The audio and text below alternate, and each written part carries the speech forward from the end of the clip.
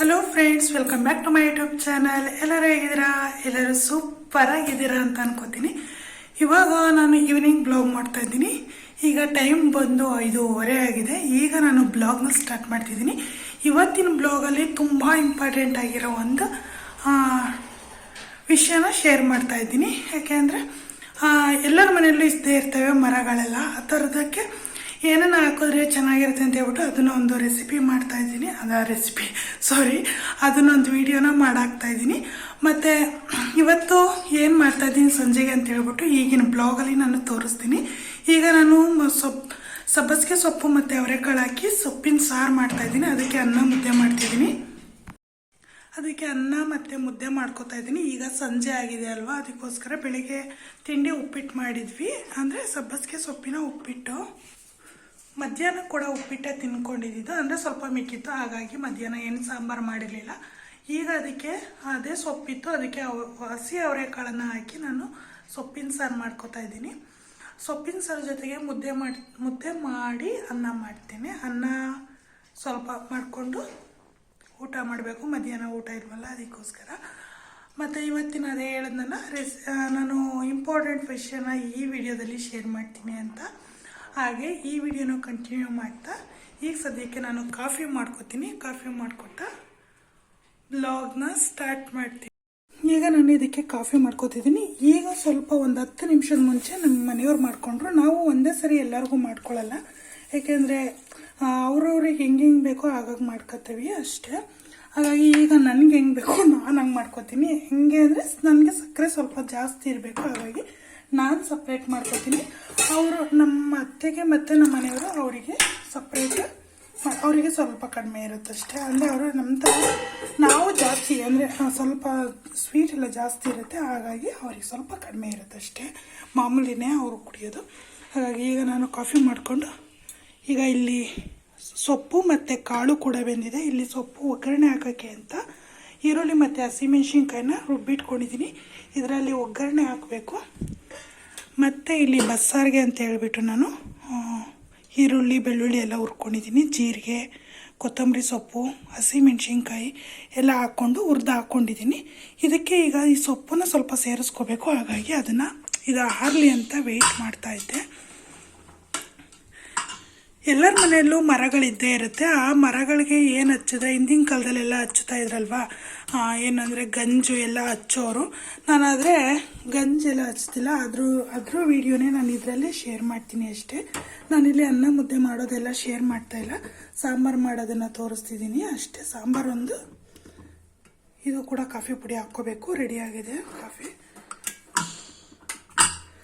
ಹಾಗಾಗಿ ಅದೊಂದು ವಿಡಿಯೋನ ನಿಮ್ಮ ಜೊತೆ ಶೇರ್ ಮಾಡ್ತಿದ್ದೀನಿ. ಸೊಪ್ಪು ಕೂಡ ಬೆಂದಿದೆ, ನೋಡಿದ್ದೀರಾ, ಕಾಣಿಸ್ತಿದೆ ಅನಿಸುತ್ತೆ. ಈಗ ಇದನ್ನೆಲ್ಲ ಬಸ್ಕೊಂಡು ನಾನು ಸಾರನ್ನು ರೆಡಿ ಮಾಡ್ಕೋತೀನಿ. ಇದೇ ವಿಡಿಯೋದಲ್ಲಿ ಕೂಡ ನಾನು ಇನ್ನೊಂದು ವಿಡಿಯೋನ ನಾನು ಅಡ್ಜಸ್ಟ್ ಮಾಡ್ತಿದ್ದೀನಿ. ಆ ವಿಡಿಯೋನ ನೋಡಿ, ಫುಲ್ ವಿಡಿಯೋ ನೋಡಿ ಸಪೋರ್ಟ್ ಮಾಡಿ ಅಂತ ಕೇಳ್ಕೊಳ್ತಾ, ಯಾರಾದರೂ ಹೊಸ್ದಾಗಿ ನನ್ನ ಚಾನಲ್ನ ನೋಡ್ತಿದ್ರೆ ಪ್ಲೀಸ್ ಸಬ್ಸ್ಕ್ರೈಬ್ ಮಾಡಿಕೊಂಡು ವಿಡಿಯೋ ಏನು ಅನ್ನಿಸ್ತು ಅಂತ ಹೇಳ್ಬಿಟ್ಟು ಕಮೆಂಟ್ ಮಾಡಿ. ಹಾಗೆ ವಿಡಿಯೋಗೆ ಒಂದು ಲೈಕ್ ಕೊಡಿ, ಶೇರ್ ಮಾಡಿ, ಕಮೆಂಟ್ ಮಾಡಿ ಅಂತ ಕೇಳ್ಕೊಳ್ತಾ ಬ್ಲಾಗ್ನ ಈಗ ವಿಡಿಯೋನ ಶೇರ್ ಮಾಡ್ತೀನಿ. ಕೊನೆವರೆಗೂ ನೋಡಿ ಸಪೋರ್ಟ್ ಮಾಡಿ. ಈಗ ಕಾಫಿ ಕೂಡ ಆಗಿದೆ, ಅದನ್ನು ನಾನು ಸೋಸ್ಕೊತಿದ್ದೀನಿ. ಒಂದು ಕೈಯಲ್ಲಿ ಮೊಬೈಲ್ ಇದೆ, ಇನ್ನೊಂದು ಕೈಯಲ್ಲಿ ಸೋಸ್ತಾ ಇದ್ದೀನಿ. ಅದಕ್ಕೆ ನಿಮಗೆ ಅಷ್ಟು ಇದು ಗೊತ್ತಾಗಲ್ಲ. ಕಾಫಿ ಆಫ್ ಮಾಡಿ ಸಾರು ಕೂಡ ರೆಡಿ ಮಾಡ್ಕೋತೀನಿ. ಈ ಕಡೆ ನಾನು ಸಬ್ಬಸಿಗೆ ಸೊಪ್ಪು ಮತ್ತು ಕಾಳು ಬಸ್ಸಾರು ಮಾಡಿದ್ದೆ ಅಲ್ವಾ, ಸೊಪ್ಪಿನ ಸಾರು. ಆ ಸೊಪ್ಪಿನ ಸಾರಿಗೆ ಪಲ್ಯ ಕೂಡ ರೆಡಿ ಮಾಡಿಕೊಟ್ಟಿದ್ದೀನಿ. ಅಂದರೆ ಈರುಳ್ಳಿ, ಹಸಿಮೆಣ್ಸಿನ್ಕಾಯಿ ಮತ್ತು ಎಲ್ಲ ಸಾಸಿವೆ ಎಲ್ಲ ಹಾಕ್ಬಿಟ್ಟು ಸಿಡಿಸಿ ಅದನ್ನು ಫ್ರೈ ಮಾಡಿಕೊಂಡು, ಈರುಳ್ಳಿ ಫ್ರೈ ಆದಮೇಲೆ ಕಾಳನ್ನು ಹಾಕ್ಕೊಂಡು ಆಮೇಲೆ ಕಾಯಿ ತುರಿ ಹಾಕ್ಬಿಟ್ಟು ಕೊನೆಯದಾಗಿ ಮಿಕ್ಸ್ ಮಾಡ್ತಾಯಿದ್ದೀನಿ. ಕಾಯಿ ತುರಿ ಹಾಕಿದ ಸ್ವಲ್ಪ ಹೊತ್ತು, ಅಂದರೆ ಒಂದು 5 ರಿಂದ 10 ನಿಮಿಷ ಬಿಸಿ ಮಾಡ್ಕೋಬೇಕಾಗುತ್ತೆ. ಯಾಕೆಂದರೆ ಅದು ಸ್ಮೆಲ್ ಬರೋ, ಅಂದರೆ ಒಂದು 2-3 ಅವರ್ಸ್ ಆದಮೇಲೆ ಸ್ಮೆಲ್ ಬರೋ ಅವಶ್ಯಕತೆ, ಅಂದರೆ ಟೈಮ್ ಇದಿರುತ್ತೆ. ಅದಕ್ಕಾಗಿ ಅದನ್ನು ನಾವು ನೋಡಿಕೊಂಡು ಬಿಸಿ ಮಾಡ್ಕೋಬೇಕು ಒಂದು 5 ರಿಂದ 10 ನಿಮಿಷ. ಅದೆಲ್ಲ ಆದಮೇಲೆ ಊಟ ಕೂಡ ಮುಗಿಸ್ಕೊಂಡ್ವಿ. ಊಟ ಮುಗಿದಿದ್ದಾದಮೇಲೆ ನಾನು ನೈಟ್ಗೆ ಇದನ್ನು ನೆನೆ ಬಿಡ್ತಾಯಿದ್ದೀನಿ. ಇದು ಏನಕ್ಕಪ್ಪ ಅಂದರೆ ಮರ, ನಾವು ಏನು ಎಲ್ಲ ಪ್ರತಿಯೊಂದು ಮನೆಯಲ್ಲೂ ಮರಗಳಿದ್ದೇ ಇರುತ್ತೆ, ಅಂದರೆ ಅಕ್ಕಿ ಕಾಳು ಎಲ್ಲ ಮಾಡೋದಕ್ಕೆ. ಅದಕ್ಕೋಸ್ಕರ ನಾನಿಲ್ಲಿ ಇದಕ್ಕೆ ಮೆಂತ್ಯ ಮತ್ತು ಒಂದು ದೊಡ್ಡ ಲೋಟದಷ್ಟು ನೀರು, ದೊಡ್ಡ ಗ್ಲಾಸು ಕಾಫಿ ಟೀ ಕುಡಿಯೋದಿರುತ್ತಲ್ಲ ಆ ಗ್ಲಾಸಲ್ಲಿ 1 ಲೋಟ ನೀರು, ಒಂದು 4ರಿಂದ 3 ಸ್ಪೂನು, 3 ಸ್ಪೂನ್ ಆದರೂ ಹಾಕ್ಬೋದು, ಇಲ್ಲ 2 ಸ್ಪೂನ್ ಬೇಕಾದರೂ ಹಾಕ್ಬೋದು. ಮೆಂತ್ಯ ಹಾಕ್ಬಿಟ್ಟು ಆಮೇಲೆ ಒಂದು ಅರ್ಧ ನ್ಯೂಸ್ ಪೇಪರ್ ಹಾಕಿ ಚಿಕ್ಕದಾಗಿ ಕಟ್ ಮಾಡಿ ಅದರಲ್ಲಿ ಹಾಕ್ಬಿಟ್ಟು ನೆನೆಸಿ ಇಡೀ ರಾತ್ರಿ ನೆನೆಯೋದಕ್ಕೆ ಬಿಡಬೇಕು ಇದನ್ನು. ಇದು ಫುಲ್ಲು ಸಾಫ್ಟಾಗಿ ಕಾಳು ಊದ್ಕೊಂಡು ನೆನೆಯುತ್ತೆ. ನೆಂದಾದಮೇಲೆ ಆವತ್ತಿನ ಬೆಳಿಗ್ಗೆ ಎದ್ದ ತಕ್ಷಣ ನಾವು ಇದಕ್ಕೆ ಮೆಂತ್ಯ ನೋಡಿ ತುಂಬ ಸಾಫ್ಟಾಗಿ ಈ ಥರ ನೆಂದಿರುತ್ತೆ. ಅದು ನೈಟೆಲ್ಲ ನೆನೆಸಿದ್ರೆ ಹೀಗೆ ನೆಂದಿರುತ್ತೆ. ಹಾಗಾಗಿ ಆ ನ್ಯೂಸ್ ಪೇಪರು ಮತ್ತು ಮೆಂತ್ಯನ ಅದೇ ನೀರನ್ನೇ ಯೂಸ್ ಮಾಡಿಬಿಟ್ಟು ನಾವು ರುಬ್ಕೋಬೇಕಾಗುತ್ತೆ. ಫುಲ್ ನೀರು ಹಾಕ್ಕೊಂಡ್ರೂ ಅದೇನು ಪ್ರಾಬ್ಲಮ್ ಆಗೋಲ್ಲ, ಯಾಕೆಂದರೆ ಅದು ಗಟ್ಟಿ ಆಗುತ್ತೆ ಅಲ್ವಾ, ಅಷ್ಟು ಬೇಕಾಗತ್ತೆ. ನಾನು ಹೇಳಿದ್ದು ಲೋಟದಲ್ಲಿ ನೀವು ಅಂದರೆ ದೊಡ್ಡ ಲೋಟದಲ್ಲಿ 1 ಗ್ಲಾಸ್ ನೀರು ಹಾಕ್ಕೊಂಡ್ರೆ ಅಷ್ಟು ಬೇಕಾಗುತ್ತೆ. ಮತ್ತು ನಾವು ಇದನ್ನು ಸೇರಿಸೋ ಅವಶ್ಯಕತೆ, ನೀರನ್ನ ಸೇರಿಸಿ ರುಬ್ಬೋ ಅವಶ್ಯಕತೆ ಇರಲ್ಲ. ಇದಕ್ಕೆ ಸ್ವಲ್ಪ ಅರಿಶಿನ ಸೇರಿಸ್ಕೋಬೇಕು. 1 ಸ್ಪೂನು ಇಲ್ಲ 1.5 ಸ್ಪೂನ್ ಹಾಕ್ಕೊಳ್ಳಿ. ನಾನಿಲ್ಲಿ 1.5 ಸ್ಪೂನಷ್ಟು 1/4 ಸ್ಪೂನಷ್ಟು ಹಾಕ್ಕೊಂಡಿದ್ದೀನಿ. ಅದನ್ನು ಹಾಕ್ಬಿಟ್ಟು ನುಣ್ಣಗೆ ಪೇಸ್ಟ್ ಥರ ರುಬ್ಬಬೇಕು. ಇದನ್ನು ತರ್ತರಿಯಾಗಿ ರುಬ್ಬಲೇಬಾರ್ದು. ಎಷ್ಟು ಸಾಫ್ಟಾಗಿ ರುಬ್ಬೋಕ್ಕಾಗುತ್ತೋ ಅಷ್ಟು ಸಾಫ್ಟಾಗಿ ರುಬ್ಬಬೇಕಾಗತ್ತೆ. ಇದನ್ನು ಈಗ ನಾನು 2ರಿಂದ 3 ಗಂಟೆ ಹಾಗೆ ಬಿಡ್ತೀನಿ. ಯಾಕಪ್ಪ ಅಂತಂದರೆ ನಂದು ತಿಂಡಿ ಎಲ್ಲ ರೆಡಿ ಆಗೋದ್ರಲ್ಲಿ ಇದು ಒಂಥರ ಸ್ವಲ್ಪ ಸಾಫ್ಟ್ ಆಗುತ್ತೆ. ಯಾವ ಬಟ್ಲಲ್ಲಿ ನಾನು ಮೆಂತ್ಯ ನೆನೆಹಾಕಿದ್ನೋ ಅದೇ ಬೌಲ್ಗೆ ನಾನು ಸೇರಿಸ್ಕೋತೀನಿ.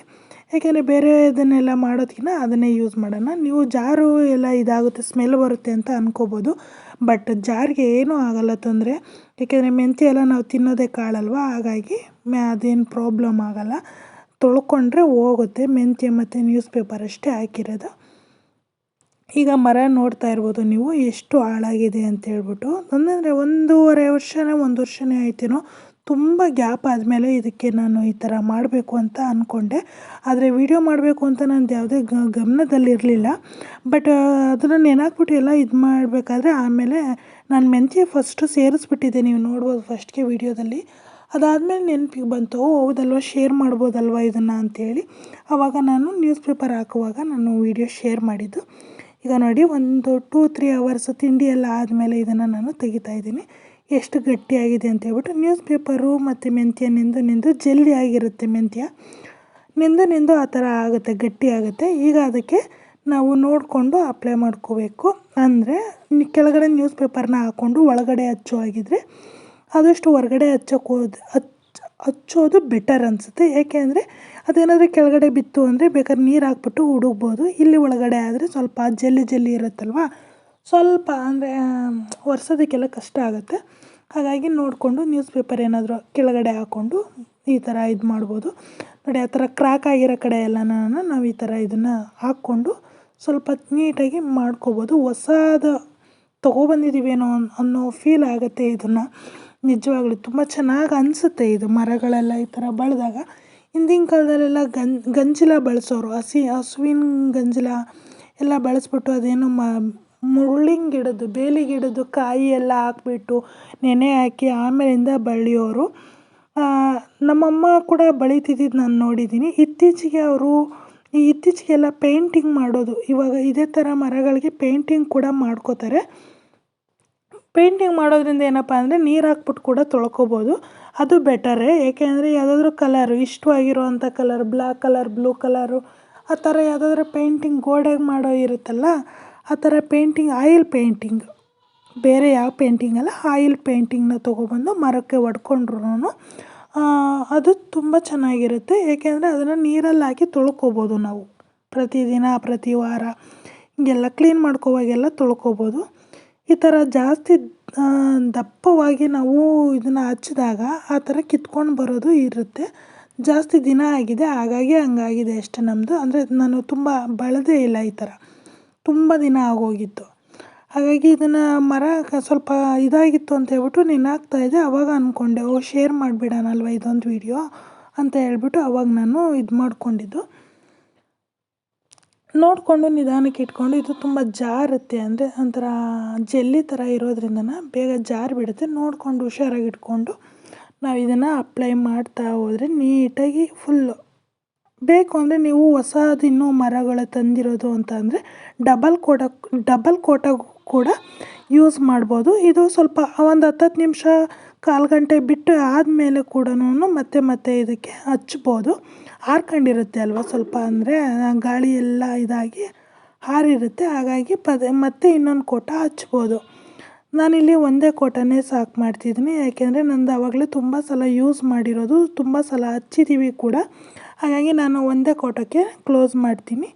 ಮಿಕ್ಕಿರೋದನ್ನು ವೇಸ್ಟ್ ಮಾಡಲ್ಲ. ಇನ್ನು ನಮ್ಮ ಮನೇಲಿ ತುಂಬ ಮರ ಇತ್ತು, ಆವಾಗ ಹೊಲ್ದ ಹತ್ರ ಎಲ್ಲ ನಮ್ಮ ಜಮೀನ್ ಹತ್ರ ನೋಡಿರ್ತೀರ ನೀವು ನನ್ನ ವೀಡಿಯೋಗಳಲ್ಲಿ, ಅಲ್ಲಿಗೆಲ್ಲ ತೊಗೊಂಡೋಗಿ ನಾವು ಮೆಣಸಿನ್ಕಾಯಿ ಮತ್ತು ಕಡಲೆಕಾಯಿ ಬೆಳೆಯುವಾಗೆಲ್ಲ ಸ್ವಲ್ಪ ಹಾಳಾಗಿ ಖಾಲಿ ಆಗಿತ್ತು, ಅಂದರೆ ಮರಗಳೆಲ್ಲ ಕಿತ್ತೋಗಿತ್ತು.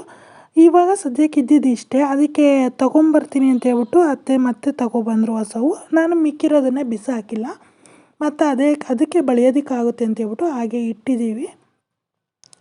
ಅವರು ಸಂಜೆ ತೊಗೊಬಂದಾಗ ಅದಕ್ಕೆ ಕೂಡ ಬೆಳೆದು ಇದು ಮಾಡ್ಕೊತೀವಿ. ಇದೇನು ವೇಸ್ಟ್ ಆಗೋಲ್ಲ. 1-2-3 ಡೇಸ್ ಬೇಕಾದರೂ ಬಿಟ್ಟು ನೀವು ಆಮೇಲೆ ಯೂಸ್ ಮಾಡ್ಬೋದು. ಅವತ್ತೇ ನೀವು ಹಾಕಬೇಕು ಅಂತ ಏನಿಲ್ಲ. ಇದಕ್ಕೆ 1-2 ಡೇಸ್ 3 ಡೇಸ್ ಬಿಟ್ಟು ಕೂಡ ನೀವು ಯೂಸ್ ಮಾಡ್ಬೋದು ಅದನ್ನು.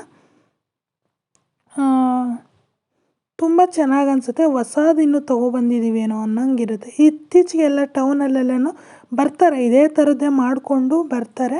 ಅವರು 40 ರೂಪಾಯಿ 50 ರೂಪಾಯಿ ಹೇಳ್ತಾರೆ ಒಂದು ಜೊತೆಗೆ ಬೆಳೆಯೋದಕ್ಕೆ. ಒಂದು ಜೊತೆ ಬೆಳೆಯೋದಕ್ಕೆ ಅವರು 50 ರೂಪಾಯಿ 40 ರೂಪಾಯಿ ರೇಟ್ ಮಾಡ್ತಾರೆ. ಮುಂಚೆ ಎಲ್ಲ 20, ನಾನು ನೋಡಿದ ಮಟ್ಟಿಗೆ 30 ರೂಪಾಯಿ ಇತ್ತು. ಇತ್ತೀಚೆಗೆ ಎಷ್ಟಾಗಿದೆಯೋ ಗೊತ್ತಿಲ್ಲ. ಬರ್ತಾರೆ ಬೇಸಿಗೆ ಟೈಮಲ್ಲೆಲ್ಲ ಕೂತ್ಕೊಂಡು ಬರ್ತಿರ್ತಾರೆ ಮರ ಬೆಳೆಯೋದು ಅಂತ. ಹುಣಸೆ ಬೀಜದಲ್ಲಿ ಕೂಡ ಬೆಳೀತಾರೆ, ಅದು ಕೂಡ ಚೆನ್ನಾಗಿರುತ್ತೆ ಅಂತಾರೆ. ಅದು ನನಗೆ ಎಂದು ನಾನು ನೋಡಿಲ್ಲ ಅಷ್ಟಾಗಿ. ಈ ಥರದ್ದು ನಮ್ಮ ಮನೇಲಿ ಜಾಸ್ತಿ ಇದೆ ನಾವು ಯೂಸ್ ಮಾಡೋದು, ಹಾಗಾಗಿ ಇದನ್ನು ಶೇರ್ ಮಾಡೋಣ ಅಂತ ಹೇಳ್ಬಿಟ್ಟು ವೀಡಿಯೋನ ಶೇರ್ ಮಾಡ್ತಾಯಿದ್ದೀನಿ. ಯಾರಾದರೂ ಹೊಸ್ದಾಗಿ ನನ್ನ ಚಾನಲ್ನ ನೋಡ್ತಿದ್ರೆ ಪ್ಲೀಸ್ ಸಬ್ಸ್ಕ್ರೈಬ್ ಮಾಡ್ಕೊಂಡು ನೋಡಿ. ವೀಡಿಯೋ ಇಷ್ಟ ಆಯಿತು ಅಂದರೆ ಲೈಕ್ ಮಾಡಿ, ಶೇರ್ ಮಾಡಿ, ಕಮೆಂಟ್ ಮಾಡಿ ಅಂತ ಕೇಳ್ಕೊತೀನಿ. ಇದನ್ನು ಒಂದು ನೈಟು ಹಾಗೆ ಬಿಡಬೇಕಾಗುತ್ತೆ, ಏಕೆಂದರೆ ನಾನು ಮಾಡ್ತಾ ಇರೋದು ಮಧ್ಯಾಹ್ನದ ಮೇಲೆ. ಬೆಳಗ್ಗೆ ತಿಂಡಿಗಿನ ಮುಂಚೆನೇ ರುಬ್ಬಿದ್ರು, ಮಧ್ಯಾಹ್ನದ ಮೇಲೆ ಮಾಡ್ತಾಯಿದ್ದೀನಿ. ಏಕೆಂದರೆ ನನಗೆ ಟೈಮು ಸಾಕಾಗಿರಲಿಲ್ಲ, ಹಾಗಾಗಿ ಹೊರಗಡೆ ತಂದು ಕಿಟಕಿಲಿ ಕೂಡ ಇಡ್ಬೋದು. ಇಲ್ಲಾಂದರೆ ನೀವು ಒಳಗಡೆ ಇಡೋದ್ರಿಂದನೇ ಸ್ವಲ್ಪ ಬೇಗ ಆರಲ್ಲ, ಹಾಗಾಗಿ ಹೊರಗಡೆ ಇಟ್ಟರೆ ಬೇಗ ಆರುತ್ತೆ. ಹಾಗಾಗಿ ನಾನು ಹೊರಗಡೆ ಕೂಡ ಇಟ್ಟಿದ್ದೀನಿ. ಅಂದರೆ ಡೈರೆಕ್ಟ್ ಬಿಸಿಲಿಗೆ ಇಟ್ಟಿಲ್ಲ, ಸ್ವಲ್ಪ ಅಂದರೆ ನೆರಳಲ್ಲಿರೋ ಥರ ಇಟ್ಟಿದ್ದೀನಿ ಗಾಳಿ ಆರಲಿ ಅಂತ. ನೀವೀಗ ನೋಡ್ತಾ ಇರ್ಬೋದು, ನಾನು ಮುಟ್ತಾ ಇದ್ದೀನಿ, ಅದಿನ್ನೂ ಹಸಿ ಇದೆ, ಇನ್ನೂ ಆರಿಲ್ಲ. ಹಾಗಾಗಿ ಈಗ ತೊಗೊಬಂದು ಆ ಥರ ಇಟ್ಟಿದ್ದೀನಿ, ಏಕೆಂದರೆ ಮತ್ತೆ ಗಲೀಜೆಲ್ಲ ಆಗಬಾರ್ದು ಅಂತ ಹೇಳ್ಬಿಟ್ಟು ಆ ಥರ ನಿಲ್ಲಿಸಿದ್ದೀನಿ. ಇದು ಆರಬೇಕು ಅಂದರೆ ನೈಟ್ವರೆಗೂ ಆಗುತ್ತೆ. ಅದು ಆರಿದ ಮೇಲೆ ನಾನು ಮತ್ತೆ ತೋರಿಸ್ತೀನಿ ನೋಡಿ. ಈ ಥರ ಇರುತ್ತೆ, ಹೊಸದು ಥರನೇ ಅನಿಸುತ್ತೆ. ನೀವು ನೋಡ್ತಾ ಇರ್ಬೋದು. ಇವಾಗ ನಾನು ಜರಡೆ ತೋರಿಸ್ತಾ ಇದ್ದೀನಿ. ನಾವು ಮಾರ್ಕೆಟಿಂದ ತಂದಾಗ ಹೇಗೆ ಅನಿಸುತ್ತೋ ಹಾಗೆ ಲೈಟ್ ವೆಯ್ಟ್ ಇರುತ್ತೆ, ತುಂಬ ಭಾರನೂ ಅನಿಸಲ್ಲ. ಅದನ್ನು ಹಚ್ಚಿದಾಗ ಅನಿಸುತ್ತೆ ತುಂಬ ತೂಕ, ಅಂದರೆ ವೆಯ್ಟ್ ಜಾಸ್ತಿ ಆಗುತ್ತೆ ಅದನ್ನು ಹಚ್ಚಿದಾಗ. ಫಸ್ಟ್ಗೆ ಒಣಗಿದ ಮೇಲೆಲ್ಲ ಫುಲ್ಲು ಲೈಟ್ ವೆಯ್ಟ್ ಆಗಿರುತ್ತೆ. ತುಂಬಾ ಅಂದರೆ ಈಸಿಯಾಗಿ ನಾವು ಇದನ್ನು ಇಟ್ಕೋಬೋದು. ಮರನೂ ಅಷ್ಟೇ ನೋಡ್ತಿರ್ಬೋದು ನೀವು, ತುಂಬ ಚೆನ್ನಾಗಿ ಆಗಿದೆ. ಅದು ಕಡಲೆಕಾಯ್ದು ಅದೆಲ್ಲ ಧೂಳೆಲ್ಲ ಆಗಿಬಿಟ್ಟು ಗಲೀಜಾಗಿರುತ್ತಲ್ವ, ಒಂದು 6 ತಿಂಗಳಿಗೆ ಒಂದು ಸರಿ ಈ ಥರ ಮಾಡ್ಕೊಳ್ಳೋದ್ರಿಂದ ನೀಟಾಗಿರುತ್ತೆ. ಹಾಗಾಗಿ ನಾವು ಇದನ್ನು ಟ್ರೈ ಮಾಡ್ತಾಯಿರ್ತೀವಿ. ನಿಮಗೂ ಇಷ್ಟ ಆಗಿತ್ತು ಅಂದರೆ ಒಂದು ಸಲ ಟ್ರೈ ಮಾಡಿ ನೋಡಿ. ಇತ್ತೀಚೆಗೆ ಎಲ್ಲರೂ ಜಾಸ್ತಿ ಯೂಸ್ ಮಾಡ್ತಿರೋದಿದೆ. ಹಿಂದಿನ ಕಾಲದವರೆಲ್ಲ ಗಂಜಲ ಎಲ್ಲ ಯೂಸ್ ಮಾಡೋರಲ್ವ, ಇವಾಗ ಯಾರೂ ಯೂಸ್ ಮಾಡಲ್ಲ. ಈಗ ಪೇಂಟಿಂಗ್ ಎಲ್ಲ ಮಾಡೋದು ಇವಾಗ ಪ್ಲಾಸ್ಟಿಕ್ ಮರಗಳೇ ಬಂದಿದೆ, ಹಾಗಾಗಿ